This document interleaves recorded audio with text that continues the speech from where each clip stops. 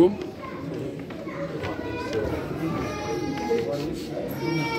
Domnul a vorbit lui Moise și i-a zis: vorbește lui Aron și fiilor lui și spune-le: așa să binecuvântați pe copiii lui Israel și să le ziceți: Domnul să te binecuvinteze, Serug.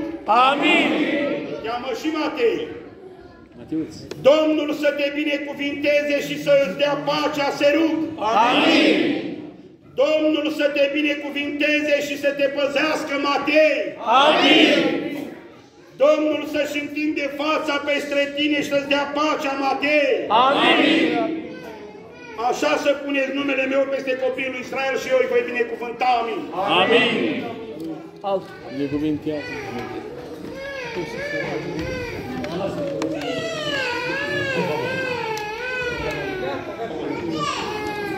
Tatăl din cerul, Împăratule, venim înaintea ta, Doamne, la mare. Dă-i, Doamne, trecere. Venim și cu Doamne.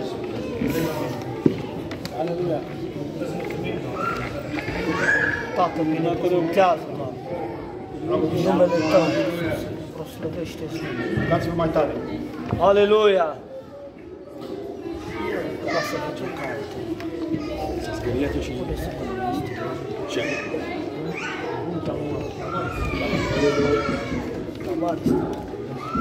Amin. Dumnezeule preasfânt, cerescule mântuitor, Domnul meu, pentru numele Tău îndură-te, osanale, de copilașii care astăzi ai primit pentru binecuvântare, Dumnezeule. Creatorule veșnic, Tată Domn, în numele dragostei Tale, îndură-te și vindecă și binecuvintează, Doamne, copilașii aceștia. Păzește-i și păstrează-i de dureri preasfinte, Doamne. Amin. Păzește-i și păstrează-i, Dumnezeule, de orice duh necurat, osanale. Amin. Pentru numele Tău preasfinte, cât va trăi pe pământul acesta, până va avea cunoștință să-i chem pentru ca să facă legământ cu Tine, păstrează-i, Dumnezeule, atât pe ei cât și părinții lor. Domnul a vorbit lui Moise și a zis: vorbește lui Aron și fiilor lui și spune-le: așa să binecuvântați pe copiii lui Israel și să le ziceți: Domnul să te binecuvinteze, Damaris. Amin.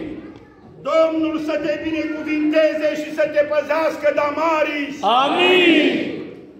Domnul să-și înalțe fața peste tine și să-ți dea pacea, Damaris.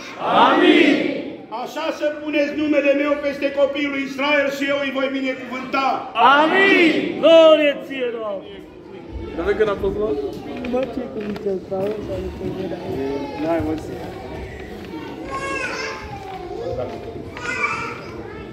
La casă.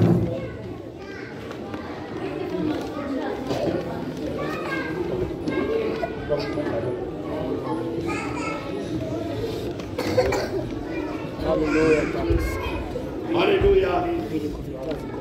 Dumnezeule Ceresc, Creatorule veșnic, Sfinte Tată Domn, Sfinte Tată scump, prietenul tuturor celor ce fac voia Ta preasfinte, pentru numele Tău, Doamne, dacă ai găsit, Dumnezeule, cu cale,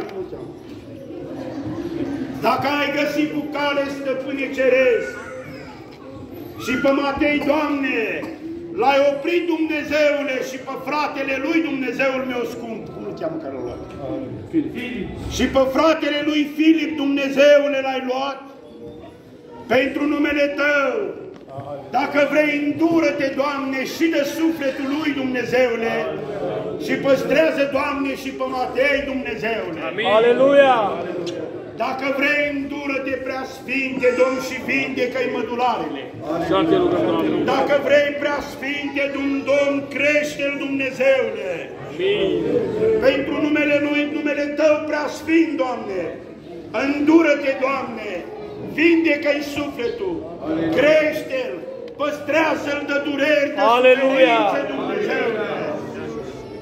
Amin. Dacă vrei, scumpul meu, meu din clipa de astăzi sigilează și în inima părinților lor.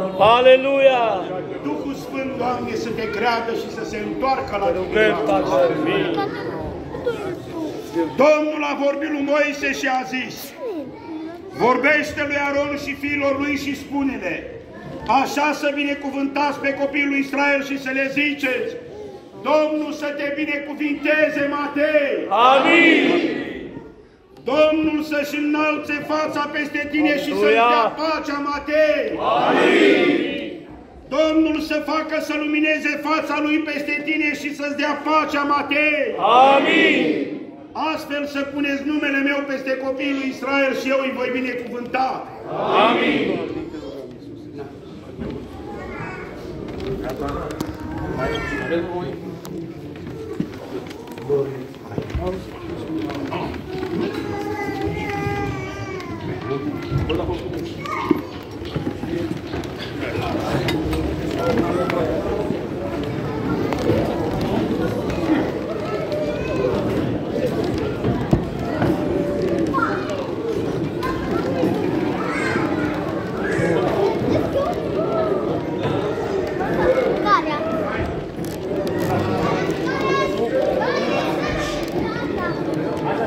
Alex, care?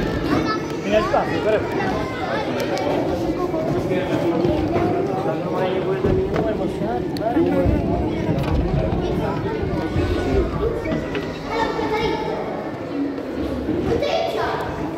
Mamă, dar chiar că unde n-am ăsta, n-ai gândit. Ei, te rog, mica, ți-am